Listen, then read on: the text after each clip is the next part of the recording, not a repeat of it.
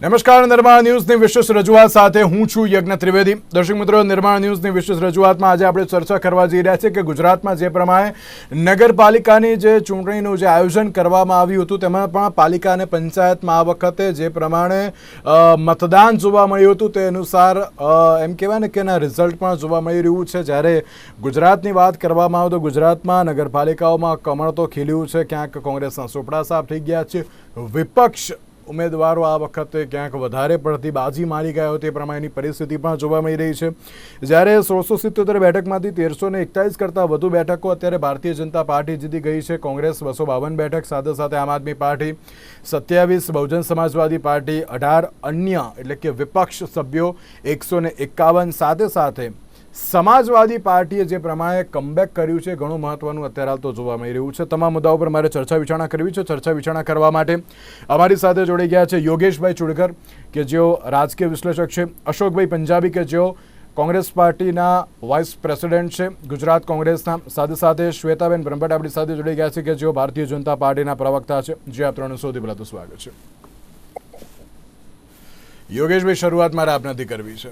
યોગેશભાઈ, સ્થાનિક સ્વરાજમાં ફરી એકવાર ભાજપનો ભગવો આ વખતે જે લહેરાયો છે, પાલિકાથી લઈને પંચાયતથી લઈને સંસદ સુધી ફરી એકવાર ભારતીય જનતા પાર્ટી આગળ જોવા મળી રહી છે। અને આજે જે પ્રમાણે ઘણી બધી જગ્યાએ ક્લીન સ્વીપ પણ કરવામાં આવ્યું છે, ઘણી બધી જગ્યાએ સારું એવું પરિણામ પણ અત્યારે તો જોવા મળી રહ્યું છે। સૌથી પહેલાં આપની પ્રતિક્રિયા। સ્થાનિક સ્વરાજની ચૂંટણીઓ આજે જ્યારે થઈ અને એમાં આપે કહ્યું એ પ્રમાણે ભારતીય જનતા પાર્ટીએ બાજી મારી દીધી છે, એટલે હવે ડબલ એન્જિનની પણ ટ્રિપલ એન્જિનની સરકાર અથવા ટ્રિપલ એન્જિનની વ્યવસ્થા થઈ ગઈ એવું કહેવાય। મારા હિસાબે સ્થાનિક સ્વરાજની જે ચૂંટણીઓ છે એ કોઈ રાષ્ટ્રીય પ્રશ્નો કે રાજ્યના પ્રશ્નો માટે ન હતી। એમાં એ નગરપાલિકા ન ગટર અને રસ્તા એના મુદ્દા ઉપર થવી જોઈએ। પરંતુ આ વખતે પણ આપણે જોયું કે મોદીજીના ચહેરાને યાદ કરવામાં આવ્યો અને હિન્દુ ધર્મ, મુસ્લિમ ધર્મ, કુંભ મેળો વગેરે વગેરે વાતો પ્રચારમાં જોવા મળી। અને તેના કરતાં પણ વધારે અગત્યની વાત એ હતી કે કોંગ્રેસના ઉમેદવારોએ જેમણે ઉમેદવારી પત્ર ભર્યું હતું એમને ગમે તે રીતે જે કોઈ શામ દામ દંડ જે કંઈ શબ્દો વપરાતા હોય એ રીતે એમની પાસે ઉમેદવારી પત્ર પાછું ખેંચાવ્યું। અને આ જે વસ્તુ બની એ લોકશાહી ચૂંટણી માટેની કેટલી શરમજનક ઘટના છે કે તમે ઉમેદવાર જે થાય એ કોંગ્રેસ તરફથી લડવો જ જોઈએ, એને શા માટે પાછું ખેંચવું જોઈએ? એટલે કાં તો કોંગ્રેસ એમાં નબળી પડી, કાં તો ભારતીય જનતા પાર્ટી એમની જે કંઈ યુક્તિઓ વાપરી એ કામ કરી ગઈ। પણ કેટલી બેઠકો આવી બિનહરીફ થઈ ગઈ અને એના પરિણામે પ્રજાને પોતાનો મત આપવા માટેની અથવા પોતાના લાયકિંગ શું છે એ બતાવવાની તક જતી રહી। એટલે આ વખતે જે પરિણામો આવ્યા છે એમાં ભારતીય જનતા પાર્ટી ભલે આટલી બધી સીટો જીતી હોય, 68માંથી 60 નગરપાલિકા જીતે, અને તમે કહ્યું એ પ્રમાણે સમાજવાદી પાર્ટી ગુજરાતમાં ક્યાં અસ્તિત્વ નહોતી ધરાવતી છતાં એ થોડી સીટો લઈ ગઈ છે અને ક્યાંક તો એક પરિસ્થિતિ એવી છે કે જો કોંગ્રેસનો સાથ મળે તો એ લોકો નગરપાલિકા પણ બનાવશે।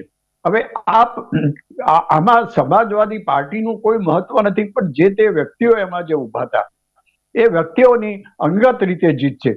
સમાજવાદી પાર્ટીનું ગુજરાતમાં કોઈ એવું બેઠક નથી અથવા તો એવું કોઈ લહેર નથી, તેમ છતાં એમના નામે અત્યારે એક જીત્યા છે એ વાત સાચી છે। અને આમ આદમી પાર્ટી તો એઝ યુઝ્યુઅલ દિલ્હીમાં જે પરિસ્થિતિ એમણે કરી કે અલગથી પોતાનો અંગત રીતે ચૂંટણી લડવી એ નક્કી કર્યું અને પરિણામ એ આવ્યું કે આમ આદમી પાર્ટી અત્યારે એકદમ સાફ થઈ ગઈ છે। ગુજરાતમાં એનું અસ્તિત્વ ક્યાંક ને ક્યાંક 2-4 સીટો જીત્યા હોય। હવે કોંગ્રેસ પાર્ટીનો એક સરસ દાવો છે કે અમે ગયા વખત કરતા બહુ સારો દેખાવ કર્યો। યજ્ઞભાઈ, પરીક્ષામાં પાસ થવા માટે 35 માર્ક જોઈએ, પણ મારા 17 માર્ક આવતા હતા એને બદલે આ વખતે 22 માર્ક આવ્યા, એટલે કંઈક સુધારો થયો એ વાત તો સાચી ને। એટલે કોંગ્રેસ પાર્ટી આ રીતે સંતોષ મેળવે અને આવા જવાબો આપે, મને લાગે છે કે કોંગ્રેસ પાર્ટી હવે કંઈક આત્મમંથન કરવાની જરૂર છે, કંઈ સુધારા કરવાની જરૂર છે। અને મારી કહેવાની કોઈ હેસિયત નથી, પણ ભારતીય જનતા પાર્ટી પાસેથી ચૂંટણીઓ કેમ લડવી, સત્તા કેમ મેળવવી એ પણ શીખવાની જરૂર છે. 140 વર્ષ જૂની કોંગ્રેસે શીખવાનું ના હોય, શીખવાડવાનું હોય, પણ એને બદલે આજે પરિસ્થિતિ એ થઈ ગઈ છે કે આ સમગ્ર ભારતમાં કોંગ્રેસની સ્થિતિ એટલી બધી ખરાબ છે. ગુજરાત રાજ્યની વાત કરો તો એમના જીતેલા ધારાસભ્યો કોંગ્રેસમાંથી ભાજપમાં જતા રહે. ચોક્કસ ભારતીય જનતા પાર્ટી તો એમને આવકારે અને બીજે દાડે કેબિનેટમાં પણ મંત્રી પદ આપી દે. પણ આ બધું થાય, પણ એ સ્થાનિક સ્વરાજની ચૂંટણીઓમાં આ બધી પદ્ધતિઓ અપનાવવાની કોઈ જરૂર નથી. માત્ર લોકોના કામ કરો, રસ્તાઓ સારા હોય, ગટરો સારી હોય, પાણી સારી રીતે મળતું હોય, એવું સુશાસન કરવા માટેના બંને પક્ષોએ પ્રયત્ન કરવા જોઈએ. અને હવે આવતા દિવસોમાં આ મુદ્દાઓ ધ્યાનમાં રાખીને ચૂંટણીઓ લડાય, લોકોના કામ થાય એવી આપણે અપેક્ષા રાખીએ. અશોકભાઈ, તમે એમ કહો છો કે ના, ઘણું સારું, ગઈ વખત કરતાં અમે લોકોએ પ્રદર્શન કર્યું છે, પણ જે પ્રમાણેની સીટ આવી જોઈએ એ સીટ હજુ પણ આવી નહીં. 252 સમથિંગ સીટ અત્યારે હાલ તો જોવા મળી રહી છે. અને નો ડાઉટ કે અમુક એવી પણ જગ્યા છે કે જ્યાં ઘણી સારી એવી જે પરિસ્થિતિ હતી કોંગ્રેસ પાર્ટીની, પણ કોંગ્રેસે જે ક્યાંક જીત પણ હાંસલ કરી છે. બટ એકાદી જે જીતમાં અત્યારે તો ક્યાંક યોગ્ય ના કહી શકાય. તમારે ક્યાંક ને ક્યાંક આખું ચિત્ર બદલવું પણ બહુ જરૂરી છે. પરંતુ એમ કહેવાય ને કે જે ગામડામાં જે ગુજરાત કોંગ્રેસની પકડ હતી, યોગેશભાઈ એગ્રી કરશે મારી વાતને, કે ગામડામાં કોંગ્રેસ અને શહેરમાં ભાજપ એક બંને ડિફરન્સ એ વખતે જોવા મળતા હતા પહેલાં, પણ અત્યારે એ વસ્તુ નથી જોવા મળી. કેમ અશોકભાઈ આ પ્રકારની પરિસ્થિતિ સર્જાય, તે પણ એક સવાલ છે ને. આની અંદર યજ્ઞભાઈ હું આપને સ્પષ્ટ કરી દઉં કે ચૂંટણી જયારે જાહેર થઈ ને ચૂંટણીની તૈયારીઓ ચાલતી હતી, તો એ સમય ઉપર અમારી કારોબારીની મિટિંગ મળી હતી, બધું ચર્ચા થઈ હતી. હવે એની અંદર એક વસ્તુ બિલકુલ સ્પષ્ટ હતી, આપની સામે સાફ કહ્યું કે અમે આ નક્કી કર્યું હતું ને વિચારતા હતા કે ગત ચૂંટણી કરતા આપણે સારો દેખાવ કરીશું. અમે એ દાવો નહીં કરીશું કે અમે ચૂંટણીઓ જીતી જશું, કે બધા નગરપાલિકા જીતી જશું, આટલી જીતી જશું એટલી. પણ ગયા સમય ઉપર જે આપણે દેખાવ કર્યો હતો એના કરતા સારો દેખાવ આપણે કરવાના છે. કારણ કે જે રીતે ભારતીય જનતા પાર્ટીએ 2012 પછી દિલ્હીમાં સત્તા મેળવ્યા પછી આખા દેશમાં જે લોકશાહીના મૂલ્યોનું હનન કરી નાખ્યું છે, જેમ કેમ પ્રકારે કોઈ પણ રીતે તમે પાર્ટીને મજબૂત કરો, સરકાર બનાવો, કશું પણ કરો, ભ્રષ્ટાચાર કરે એના પોતામાં લઈ લો અને શુદ્ધ કરી દો, કેસો એના બંધ કરી દો. તમને આશ્ચર્ય થશે કે જે કોંગ્રેસના આગેવાનોએ, જે ગરીબ લોકો છે, મોટા ભાગે તો આ નગરપાલિકામાં તો લગભગ ગરીબ લોકો જ ઉભા થયા હતા. હવે એની પાસે જેને તમે 10 લાખ રૂપિયા આપો કે તમે ફોર્મ પાછું ખેંચી લો, તમારી પાસે પૈસા બહુ છે, ઉદ્યોગપતિઓના પૈસા મળ્યા છે, બીજા પૈસા મળ્યા છે, તો તમે પૈસાની તાકાતથી લોકોના ફોર્મ પાછા ખેંચાવો અને પોતાની જાતને ભિનરીફ કરીને જે છે એ સાયકોલોજીકલ અસર ડાલીને તમે સીના પુરાવીને ભળો, પણ તમે લોકશાહીનો આનાથી બહુ મોટો તમે કુસેવા કરી રહ્યા છો. ધમકીઓ આપવાની. એક આગેવાને ભાજપે તો ખુલ્લા જાહેરના અંદર કીધું કે જો ભાજપ નહીં જીતે તો તમારા મકાનો તૂટી જશે, જીતશે તો નહીં, તમારા મકાનો રહેશે અહીંયા. એટલે આ રીતે જે છે સત્તાનો સદંતર દુરુપયોગ કર્યો છે. હું એમ નથી કહેતો કે અમારામાં નબળાઈ નથી, કોંગ્રેસનું સંગઠન થોડોક નબળો છે, અમે સ્વીકારીએ છીએ.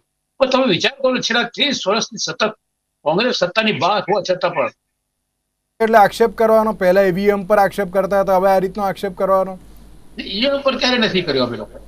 તમે જ કર્યો છે, કોંગ્રેસ પાર્ટીએ કર્યો છે. યોગેશભાઈ એગ્રી કરશે મારી વાતને. ઈવીએમ ઉપર તો કાયમ એમનો આક્ષેપ હોય છે, આ વખતે નથી થયો, એ બહુ સારી વાત છે. નહીં, ઈવીએમ તો સામે તો ભાજપનો આક્ષેપ હોવા કરતો.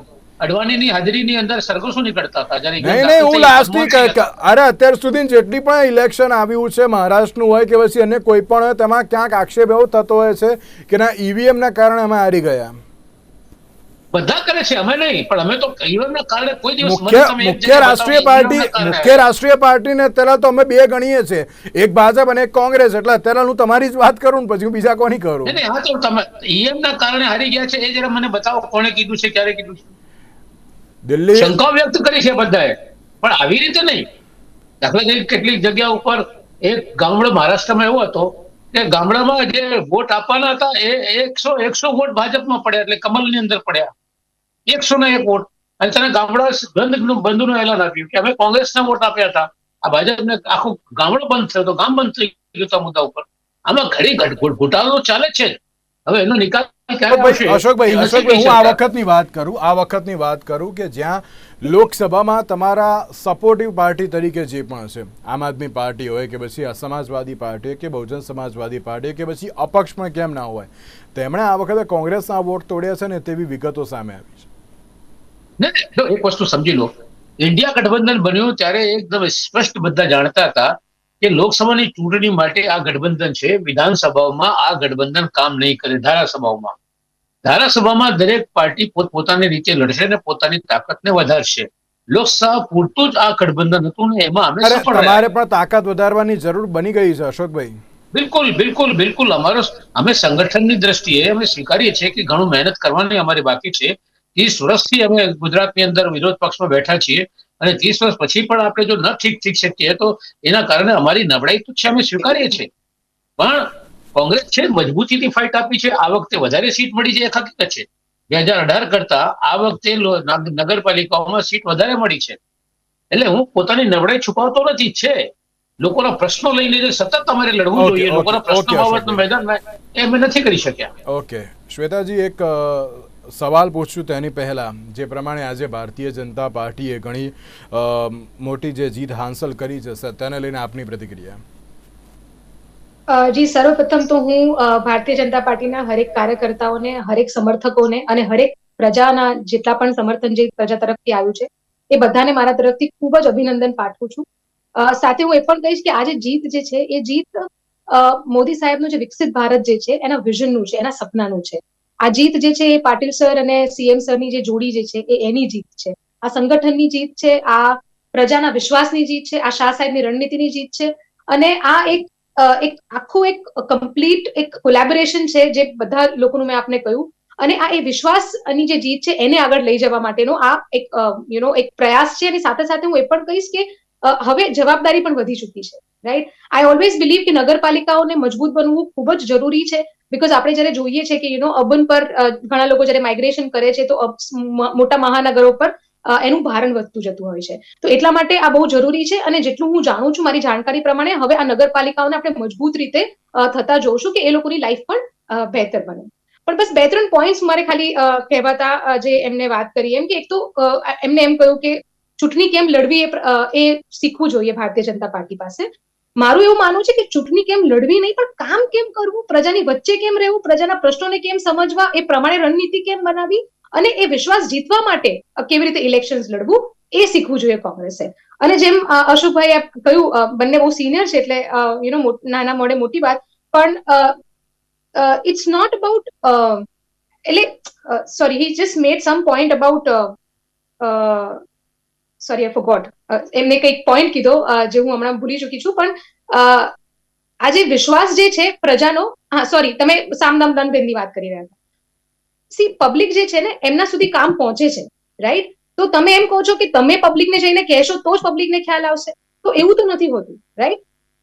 તમે અગર તમને લાગે છે કે કામ નથી થયા તો એ તમારી ડ્યુટી હતી કે તમે પબ્લિક સુધી જાઓ અને પછી પબ્લિકને બતાવો કે અહીંયા કઈ જગ્યા ઉપર કયા કમિટમેન્ટ હતા જે પૂરા નથી. પણ આપ બી જાણો છો કે એ ફેક્ટ નથી.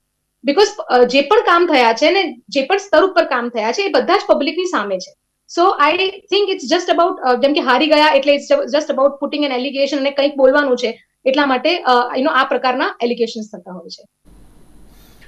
શ્વેતાજી, એક એલિગેશન એવું પણ થયું છે કે તમે ક્યાંક તમારા દમ ઉપર જીતી નથી શકતા એટલા માટે તમે સામદામની જે રાજનીતિ અપનાવો છો અને આ વખતે નહીં પણ દરેક ચૂંટણીમાં તમે આ પ્રકારની પરિસ્થિતિ ક્રિએટ કરો છો, કેવો પણ આક્ષેપ થાય છે.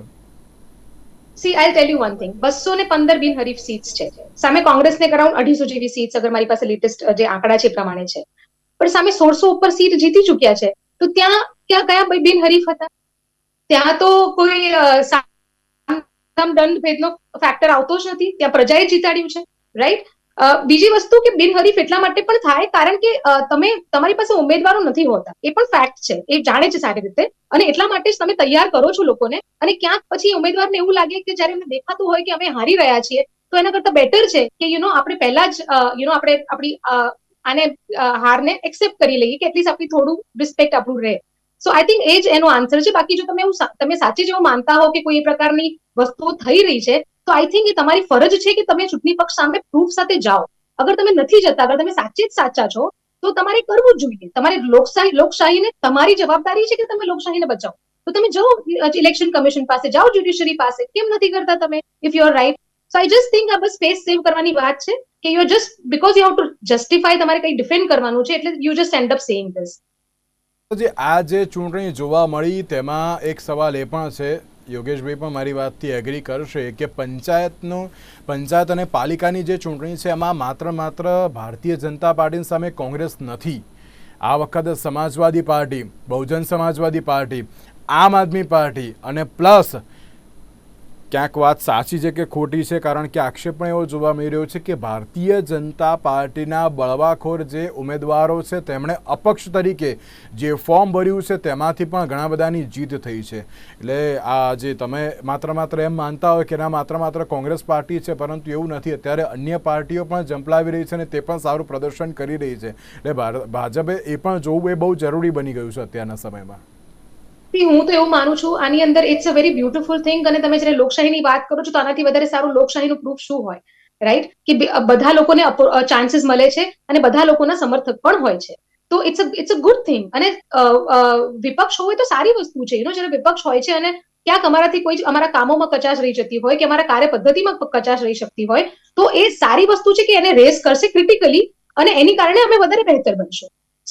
બીજી વસ્તુ હું તમને એક પોઈન્ટ આપણે કહેવા માંગુ છું કે કોંગ્રેસ અને બીજેપીનો ફરક, કે અમે જ્યારે પણ ભારતીય જનતા પાર્ટી ક્યારેક કોઈ ઇલેક્શન્સમાં અગર પ્રોપર પરફોર્મ નથી કરતું તો એની પાછળ એ પણ એનાલિસિસ કરે છે જેવી રીતે કોંગ્રેસ કરે છે. પણ તમે જોશો કે જ્યારે પણ કોઈક એક જગ્યા ઉપર નબળું પરફોર્મન્સ, ધારા પ્રમાણ કરતા થોડું ઓછું પરફોર્મન્સ આવ્યું હોય, તેના પછીના તમે ઇલેક્શન્સ તમે જોશો તો એ મજબૂત રીતે આગળ આવે છે. તો જ્યારે પણ અમારી વીકનેસીસ અમારી સામે આવે છે તો એ વીકનેસ પણ અમારી સ્ટ્રેન્થ બની જાય છે, જે આપણે લોકસભા પછી આપણે હરિયાણા, દિલ્હી, મહારાષ્ટ્રમાં આપણે જોઈ ચૂક્યા છે. અનફોર્ચ્યુનેટલી બીજા પક્ષમાં એ પદ્ધતિ નથી. તો રહી વાત બીજા પક્ષોની અને બીજા પક્ષોને ઓપોર્ચ્યુનિટી મળવાની, I think it's a good thing. એ સારી વસ્તુ છે અને એને ભારતીય જનતા પાર્ટી પણ એને અપ્રિશિએટ કરે છે.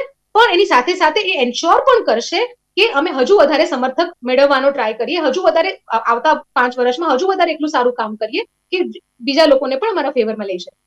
યોગેશભાઈ, જુનાગઢ મહાનગરપાલિકાની આપણે ચૂંટણીની વાત કરીએ તો આમાં મારે આખી જુનાગઢ મહાનગરપાલિકાની વાત નથી કરવી, પણ મારે વાત કરવી છે 6 ટર્મ સુધી ડેપ્યુટી મેયર રહી ચૂકેલા ગિરીશ કોટેચાની, કે જેમના પુત્રની જે પ્રમાણે હાર થઈ છે. ક્યાંક પરિવારવાદનો પણ આક્ષેપ કોંગ્રેસ પાર્ટીએ એ વખતે પણ કર્યો હતો કે ના, તમે જ્યારે પરિવારવાદની વાત કરો છો કોંગ્રેસમાં તો ભારતીય જનતા પાર્ટીએ પણ આ પ્રકારની પરિસ્થિતિ અત્યારે તો જોઈ છે.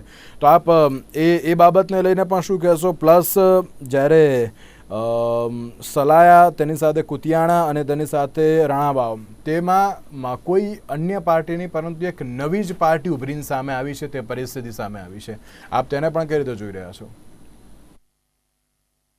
જગીનાભાઈ, આપની વાત એકદમ સાચી જ છે કે આ વખતે આપણી ગુજરાતની 2 મુખ્ય પાર્ટીઓ ભાજપ અને કોંગ્રેસ સિવાય પણ બીજી પાર્ટીઓએ પગ પેસારો કર્યો છે.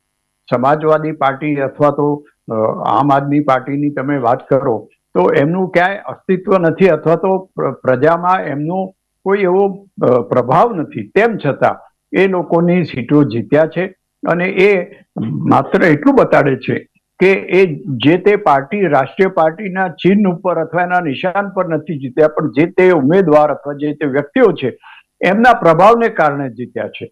અને તમે જુનાગઢની વાત કરી મિસ્ટર કોટેચાની, તો એ ત્યાં વંશવાદ તરીકે 6 વર્ષ સુધી ત્યાં રહ્યા, 6 વખત સુધી ત્યાં રહ્યા અને એમણે જે કંઈ કામ કર્યું છે એ એટલું બધું પ્રભાવિત હોવું જોઈએ કે એમનો દીકરો હારે જ નહીં.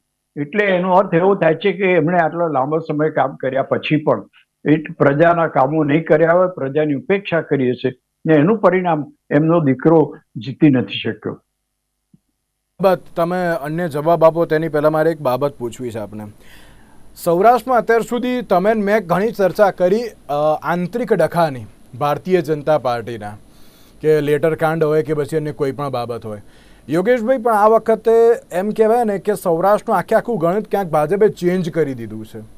જે ગઈ વખતે જે રિઝલ્ટ હતું તેના કરતાં આ વખતે ઘણું સારું અને ઘણું મોટું પણ આવ્યું છે. ગઈ વખત જો હું રાજકોટની વાત કરું, આ એપ્રોક્સ કહું છું હું તમને, 106 સીટો હતી, આ વખતે 120 થઈ ગઈ છે.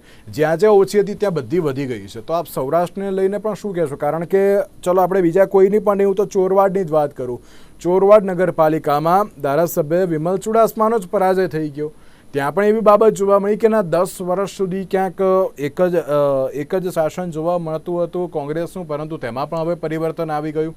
તો આપ મેઇનલી અત્યારે સૌરાષ્ટ્ર માટે આપ ટૂંકમાં શું કહેશો? તો ભારતીય જનતા પાર્ટીમાં આ વખતે સ્થાનિક સ્વરાજની ચૂંટણીઓ વખતે સમગ્ર ભારતીય જનતા પાર્ટીમાં ક્યાંક ને ક્યાંક અસંતોષ રહ્યો. ટિકિટો આપવાથી માંડીને પ્રભારીઓ નીમવાની બાબતે ક્યાંક ને ક્યાંક અસંતોષ રહ્યો અને ક્યાંક બળવાખોરો શબ્દ એટલો બધો ત્યાં આગળ ઉપયોગી થયો કે જ્યાં હોય ત્યાં ક્યાંક ને ક્યાંક બળવો થયો છે. અને કેટલાક જગ્યાએ ટિકિટ ન મળવાને કારણે અપક્ષ તરીકે ઉભા રહ્યા. એવા બહુ ઘડાયેલા કાર્યકરો પણ અપક્ષ તરીકે ઉભા રહ્યા. એટલે ભારતીય જનતા પાર્ટી એક શિસ્તબદ્ધ અને કેડરબદ્ધ પાર્ટી કહેવાય, એ વાક્ય મને લાગે છે હવે બોલવાની જરૂર નથી રહેતી. કારણ કે ભારતીય જનતા પાર્ટીનો તો એટલો બધો વિકાસ થઈ ગયો છે, ભારતનો વિકાસ થયો છે કે નહીં એ ભલે ક્વેશ્ચન માર્ક હોય, પણ ભારતીય જનતા પાર્ટીનો વિકાસ એટલો બધો થઈ ગયો છે. અને જ્યાં હોય ત્યાંથી, અમેરિકાથી, જાપાનથી, જ્યાંથી ઇમ્પોર્ટ કરવા હોય ત્યાંથી, એમ કોંગ્રેસમાંથી અથવા તો આ પાર્ટીમાંથી બધાને ઇમ્પોર્ટ કરીને ભારતીય જનતા પાર્ટીનો વિકાસ કર્યો છે. અને શ્વેતાબેને અગાઉ જેમ કીધું એ પ્રમાણે માનનીય વડાપ્રધાન શ્રી અથવા તો માનનીય મુખ્યમંત્રી શ્રી, પ્રદેશ પ્રમુખ શ્રીના લીધે આ સ્થાનિક સ્વરાજની ચૂંટણી હતી. આમાં નરેન્દ્રભાઈનું નામ વટાવવાની જરૂર ક્યાં હતી? તમે જે તે વિસ્તારમાં કેટલું કામ કર્યું છે અથવા તો જે નથી થયું કામ, એ કામને તમે સારી રીતે કરી શકશો, સુશાસન આપી શકશો. એક બે દાખલા મારે વારંવાર કહેતો હોઉં છું કે પ્રસૂતાબાઈને એમ્બ્યુલન્સ પહોંચી ના શકે, રસ્તાઓ એવા નહોતા અને એના કારણે એને પેલા જોડામાં લઈ ગયા અને પ્રસૂતાબાઈ અને નવજાત બાળક બંનેના મૃત્યુ થયા. આ આપણે કેવો વિકાસ કર્યો? જો તમે વિકાસ કર્યો હોય, નરેન્દ્રભાઈએ કે ભૂપેન્દ્રભાઈએ જો વિકાસ કર્યો હોય તો આ પરિસ્થિતિ ના થવી જોઈએ. અને આ એક દાખલો નથી, આવા ઘણા બધા દાખલા છે. એટલે સ્થાનિક સ્વરાજની ચૂંટણીમાં મોટા નેતાઓના નામને બદલે જે તે વિસ્તારના, નગરના, ગામના લોકોને આગળ કરવા જોઈએ અને એમની સક્ષમતાનો લાભ લેવો જોઈએ. નહીં કે આ બધા મોટા નેતાઓના નામથી ચૂંટણી જીતવી. ત્યાં પ્રજાની વચ્ચે રહીને કામ કરનારા જે લોકો હોય, તમે ચોરવાડની વાત કરી કે બીજા સૌરાષ્ટ્રની વાત કરી, સમગ્ર સૌરાષ્ટ્રનો તમે એક સર્વે કરો તો ભારતીય જનતા પાર્ટીમાં કોંગ્રેસના કેટલા બધા લોકો ભળી ગયા છે. અને પોરબંદરના આપણા જે કોંગ્રેસના નેતા હતા અત્યારે કુદાકૂદ કરી રહ્યા છે કે મને મંત્રીપદ કેમ નથી અપાતું. આ બધી વાતો જ્યારે, ભલે એની પાછળ કઈ રહસ્ય હોય, પણ આ બધી વાતો જ્યારે સાંભળી છે ત્યારે એમ થાય છે કે ભારતીય જનતા પાર્ટીએ પોતાનું જે નૂર છે એ ગુમાવ્યું છે. અને આવા બધાના લીધે જો થોડોક સમય ઓછો છે, અશોકભાઈ આપને કંઈ કહેવું છે એ તો કહેજો, પણ સાથે એક સવાલ એ પણ કે હવે ફરી એકવાર વિપક્ષ તરીકે આપની જવાબદારી આવી ગઈ છે. હવે તમારી પ્રાથમિકતા જાહેર જનતા પ્રત્યે કઈ રીતની જોવા મળશે? થોડું ટૂંકમાં કહેજો પ્લીઝ. સારું છે કે તમે મને સમય આપ્યો બોલવાનો. હવે જે તમારો સવાલ છે એ સવાલ સીધી સાદી વાત છે આને, કે કોંગ્રેસ પક્ષ પોતાનું સંગઠન પહેલા મજબૂત કરશે અને સાથે સાથે પ્રજાના પ્રશ્નો લઈને મેદાનમાં જઈને લોકો સુધી પહોંચીને અને સત્તા સામે પણ પ્રશ્નો ઉભા કરશે. કોંગ્રેસે બિલકુલ એક વિરોધ પક્ષની ભૂમિકા, જો કે વિરોધ પક્ષની ભૂમિકા કોંગ્રેસ હંમેશા અદા કરે છે. તમે જુઓ કે આ 27% જે ઓબીસી ને જે મળ્યું એ બાબતમાં તો ચારે બાજુ સભાઓ, મિટિંગો, સંમેલનો કોંગ્રેસ દ્વારા થયા અને છેલ્લે વિધાનસભાનું ઘેરાવનું એલાન કર્યું હતું કોંગ્રેસ પાર્ટીએ. અને અમારા અમિતભાઈ ચાવડાએ ચલાવતા હતા આંદોલન, અને ઘેરાવના દિવસેના 2 દિવસ પહેલા સરકારે પછી આ ઓબીસી ની 27% અનામતને જાહેર કરી હતી. એવા બહુ મોટો સફળતા કોંગ્રેસને મળી હતી. પણ આવા સતત ઉદાહરણો આપણે આપવા જોઈએ, એ વાત સાથે હું સંમત થાઉં છું. અને એક છેલ્લી વાત કરી લો કે ભાઈ વિરોધ પક્ષો જો ઉભા રહે અને લડે સારી બાબત છે, પણ તમે વિરોધ પક્ષને રાખવા જ નથી માંગતા, બિનહરીફ કરી દો છો. 219 ને 220 બિનહરીફ કરી દો છો, સામે કોઈ ઉભો જ ન રહેવો જોઈએ. એ પ્રકારની ડ્યુએલ પોલિસી ચાલી રહી છે. અને કાંધલ જાડેજાના કારણે સમાજવાદી પાર્ટી એટલે કાંધલ જાડેજા, તમે જો કાંધલ જાડેજા પહેલા અમારી સાથે હતા, કોંગ્રેસમાં હતા, પછી ભાજપમાં ગયા, ભાજપમાંથી ગયા. એ જ્યાં જાય છે એ જીતશે, એ જીતે છે, પાર્ટી નથી જીતતી. જવાબદારી હવે આપની ઉપર આવી ગઈ છે, કારણ કે આટલી મોટી જીતો હાંસલ થઈ છે, પણ હવે મુખ્ય જે કામો છે તેની ઉપર પ્રાથમિકતા આપવી પણ બહુ જરૂરી છે. 10 સેકન્ડમાં ખાલી જવાબ આપજો, કેવી રીતની પ્રાથમિકતા અત્યારે આપવામાં આવશે? જી, એ જ હું આપને કહેવા માંગતી હતી પહેલા પણ કે વી રિયલી વોન્ટ, આપણે સાચે જેવું ઈચ્છીએ છીએ અને ભારતીય જનતા પાર્ટી પણ ઈચ્છે છે કે નગરપાલિકાઓ મજબૂત થાય અને એમની પોતાની આઈડેન્ટિટી અને એમની નગરપાલિકામાં વસતા જે લોકો જે છે એમનું જીવન ધોરણ સુધરે, કે એમને મોટા શહેરોમાં માઇગ્રેશન ના કરવું પડે. અને રિસન્ટલી આપણે જોયું કે થોડા એડમિનિસ્ટ્રેટિવ જે ફંક્શનિંગ છે એમાં પણ ફેરફાર થઈ રહ્યા છે, કે એમની ઉપર એક IS લેવલના અધિકારીને મૂકવામાં આવશે અને એ પ્રમાણે જ કમ્પ્લીટ પ્રોસેસ આખું સેટ કરવામાં આવશે. સો આઈ એમ વેરી હોપફુલ કે આપણે આવતા 5 વર્ષની અંદર એનો જે રિઝલ્ટ જે છે એ આપણે જોવા મળશે આની અંદર. જી, ઓકે. શ્વેતાજી, યોગેશભાઈ અને અશોકભાઈ, આપ ત્રણના આભાર અમારી સાથે ચર્ચા વિચારણામાં જોડાવા માટે.